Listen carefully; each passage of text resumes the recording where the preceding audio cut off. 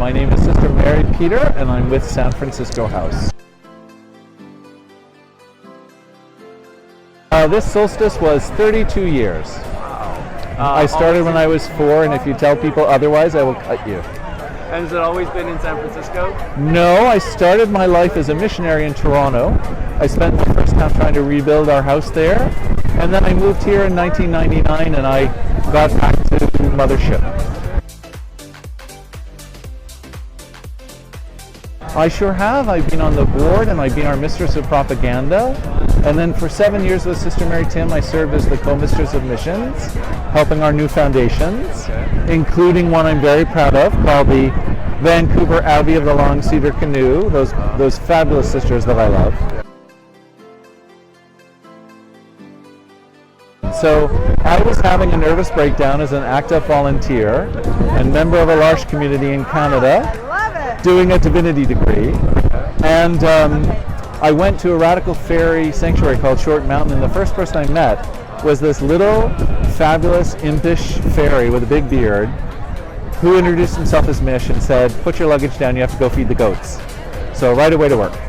And then for 3 days we were talking about this experience I'd had of uncovering this lost order of gay male nuns in Toronto. And I was like, I want to be one of those, but I don't know how. And Mish just sort of sat me down and said, "Honey, as much as I'd love you to think it started in Toronto, it started in San Francisco with me and 3 other people, and let me tell you the story." And then it was a marvelous week. I was nourished, and on Solstice Day, June solstice, around a big bonfire, Sister Mish and Sister Odora put a veil on me and asked me to choose a name, and I chose Mary with an E for the fairies that brought me to my vocation, because fairies often say Mary meet and Mary part and Mary meet again, and because frankly there are enough bitter Marys with an A in the community that we didn't need another one. And Peter I chose because when I got my confirmation, I chose the name Peter because I was so angry at the bishop. Upstage priced upside down. I got your number, bitch, right? So what's really funny though is like that name is abbreviated as MP, and that's how my mother missionary position used to abbreviate her name. So now we joke that she's MP1 the original and I'm P2 the sequel, never as good as the first. So it started completely unaware. Mish put a veil on my head, I got a name, she sent me back to Toronto, and when I got home and unpacked I realized she didn't tell me how to do any of it.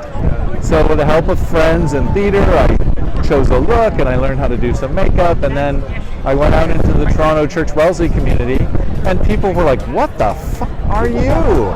You know, they'd never seen anything like it. I mean, at that time you had drag, and you had Christian gays, and you had social activism, but you didn't have one person do all 3 of those things. So it took a little while. The first thing I did is I used to do smoke reduction and safe-sex conversations, condom and needle exchange on Maitland Street, which is where the young trans hookers and other kids were working. And at first they read me hard. They're like, what is your menu? Like, what are you looking for? But after about a week, people kind of figured out I was the real deal, and then we just really had these powerful conversations about life. And then there used to be a place called the Second Cup Stairs, and I would sit there for a coffee and I would hear confession. And so I'd bless people and tell them to go sin more, which is not a challenge in Toronto, which is, you have competition.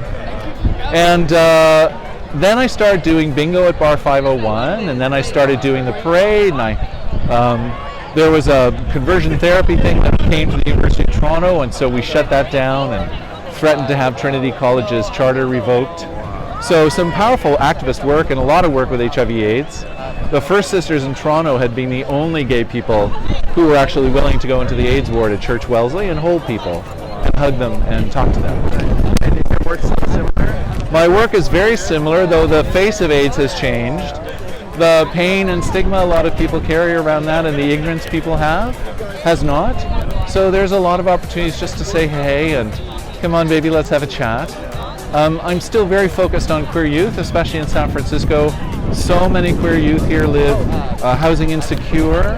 There are a lot of First Nations kids here who get overlooked. A lot of queer kids. They figure about 30% of the homeless youth population here is LGBT identified. Black Lives Matter is very important here in the community, and while I, sit down and listen, I try to amplify and support as much as I can. And we had a lot to do with the women's marches here in San Francisco. Worked very hard. For 10 years we've been judging the Pride Parade. Honestly, bitches, nobody pays us. And it's just been great. And a lot of it's just really spontaneous encounters with a gun that's almost 2 meters tall, turn the corner, right? It kind of breaks the frame. And then you just have a conversation of the heart.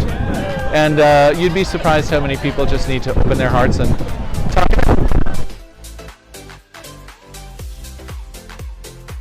We're all of those because we aspect the goddess. Yes, stop calling them nunlings because you have to be a fully formed adult to join the order, even if you're younger and thinner than I am. Treat people with respect. If someone is coming to the sisters, one of two things is happening. Either they're being attracted because they need help and we should help them, or they're being attracted because they feel a call to service and it's a particular service. And so if you feel like you want to be all this and more, you should check out the sisters because even though we buy our own accessories and have low overhead, we're very exciting, excellent raconteurs, fun to have at bar mitzvahs, and we get to roam in the open air and have the Church of the Universe at our disposal and to work magic and to receive so much love and joy that we carry along with all the pain. And if you feel like you're young and you want to be a sister, or you're older, one of our sisters in Canada, Diversity Reigns, found her vocation in her 70s and is definitely making up for lost time. Shout out Diversity. You should really check it out because everybody is a mirror for the joy inside someone else, and everyone needs a mirror at times to freshen up their own. And if you see a nun and this attracts you, look in your own reflection. Find your truth. If you walk a different path, please do so in heels and backwards. And leave a trail of biodegradable glitter in your wake, and only use compostable straws to protect your lips.